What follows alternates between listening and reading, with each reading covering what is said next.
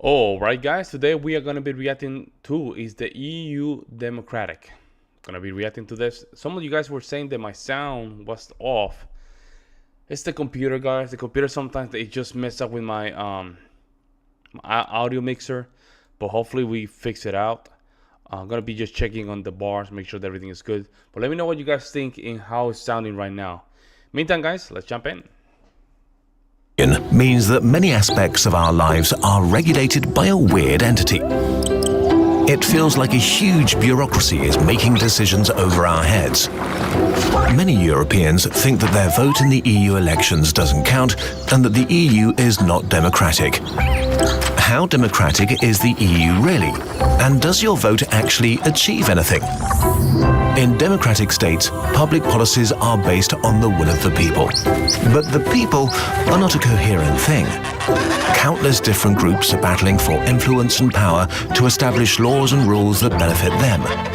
In a working democracy, there are checks and balances that are supposed to create a fair environment where these battles can be fought.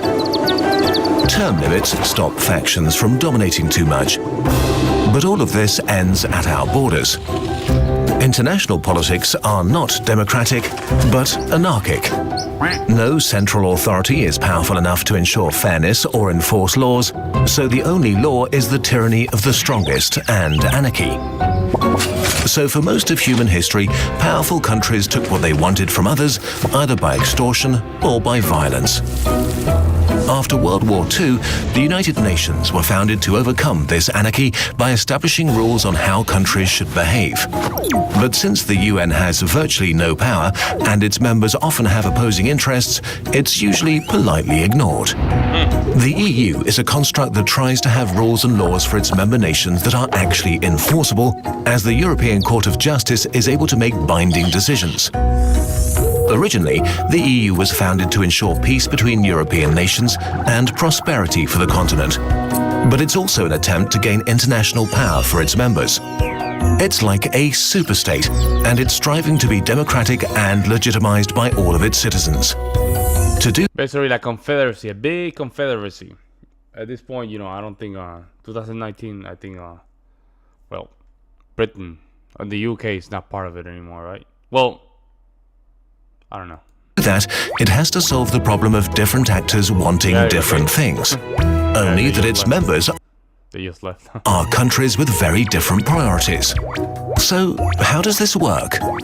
Since the EU is ridiculously complex, and politicians are even worse than scientists at naming things, we'll simplify massively and omit a lot of details. You can find further reading and explanations in our sources document. Okay, if you want to create a democratic union of independent nations, you have two options. 1.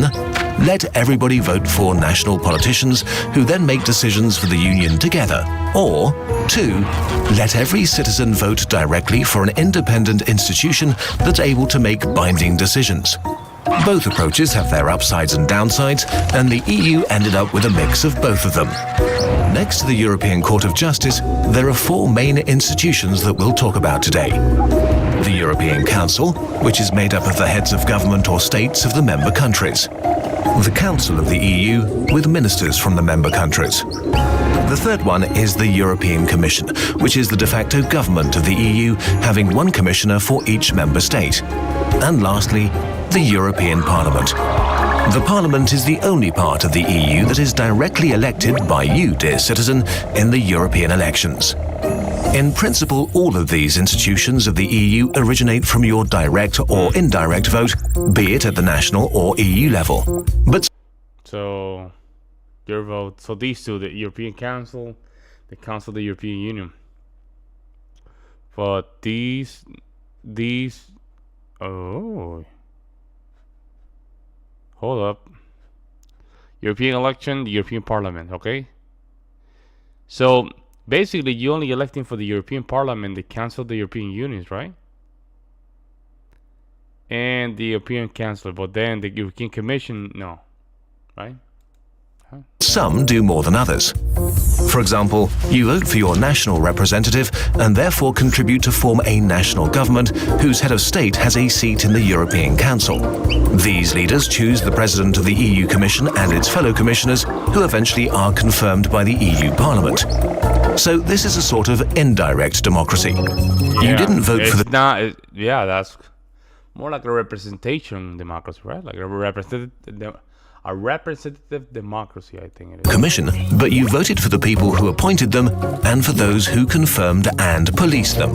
So, in effect, 2.5 of the 4 main European Union institutions depend on the member state governments. But since you, as a citizen, can only directly vote for the European Parliament, the question is, how powerful is it? How much influence does your vote have? The European Parliament started out with very little influence, but has become more and more powerful over the past 2 decades. Today, it basically is becoming a big federal state. Has to approve new laws, which can be binding for the member countries. It also votes on how the EU budget is spent and on international treaties. All of this makes the Parliament very powerful, and thus your vote very influential, even on an international level. Compared to national parliaments, one major power is still missing, though. The EU Parliament officially can't propose new laws on its own, which is often the core of the argument the EU is not democratic enough and that the European Parliament should be given more influence. Right now, the member states' governments pretty much control the European Union. Giving the Parliament more power would make the EU as a whole more democratic, but it would also take power from member states. It's not clear which approach is better. Ultimately, so basically, so what they're trying to avoid is a complete union, right? Like the United States. Because it's different. The United States, as a union, you cannot leave the United States. You can't. You become, if you get an admission to become a state of the United States, you cannot leave the union. Unless you want to just grab a couple rifles and start shooting, right? That's the only way you can leave it, right? But this is more like a confederacy, right? Where you have the option of leaving the union, right? But then at the same time, I don't think this type of union has a body of enforcement, meaning the military, right? Who's the military enforcing these laws?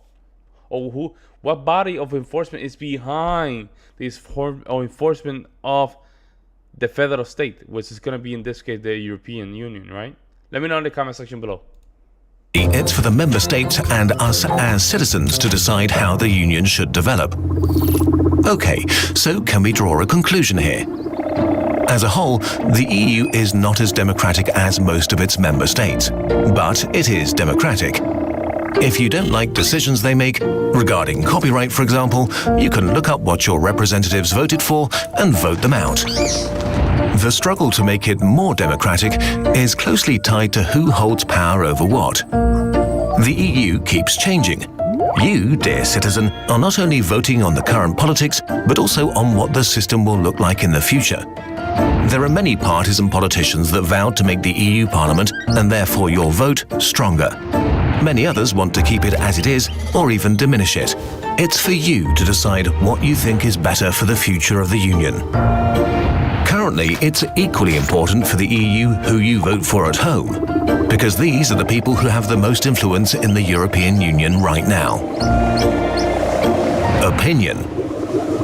At home is also where the EU is often used as a scapegoat. Politicians, especially before national elections, like to pretend the EU is all-powerful and makes up rules and laws over the heads of the governments and citizens, although often they were directly responsible for what the EU did. Oh, wow. Democracy is annoying and... Yeah, I mean, yeah, that's basically what it is, the ignorant voter, right? There's a lot of those, man, ignorant voters. I have a position when it comes down to people like that. And I think it will be fair to say that there should be like a test of knowledge, like something similar to when people want to become like a citizen of the country, right? We have to go through something like that. But in order for you to have that right of vote, you have to go through a serious test to make sure you know what the hell you're doing and to know how the system works. complicated, and often very boring. In the European Union, even more so than in the member states.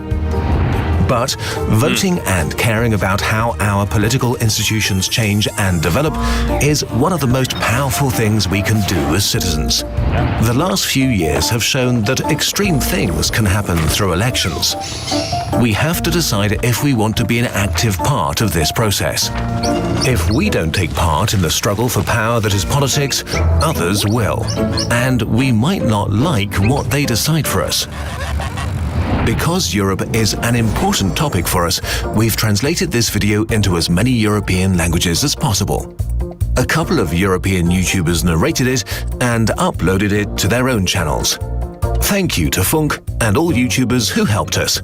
You can find the playlist with all language versions in the description. Good. Very nice. Very nice put together. Very nice. I think, yeah. As long as you guys know how this thing work, I think it's very a little bit complicated, right? A little bit complicated. I need to go a little bit deeper into it. I think I have an idea how it works, but you know, I have to go a little bit deeper into it. So basically, you guys don't elect the president, right? Or the European Union. You guys don't. So basically, right now, the president is selected by the parliament, I think it was. I don't remember. But you guys have to let me know in the comment section below. I know for a fact you guys don't elect the president. But let me know in the comment section below if you guys agree with that or not. I would love to hear you guys' opinion. In the meantime, guys, I'll see you next one.